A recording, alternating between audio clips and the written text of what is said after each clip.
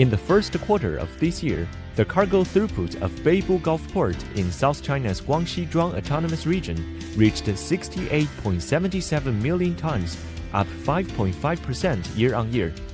According to Beibu Gulf Port Group, more than 1.6 million 20-foot equivalent units of containers were handled by the port, up 14.7% year-on-year. The port serves as an important transit point in the new International Land-Sea Trade Corridor, a trade and logistics passage jointly built by Western Chinese provincial regions and Singapore. Since last year, the port has launched specific foreign trade routes covering destinations in the Regional Comprehensive Economic Partnership countries. It currently notches up 34 shipping routes to ports in RCEP countries and plans to develop more goods source markets in countries like Thailand, Cambodia, and Vietnam.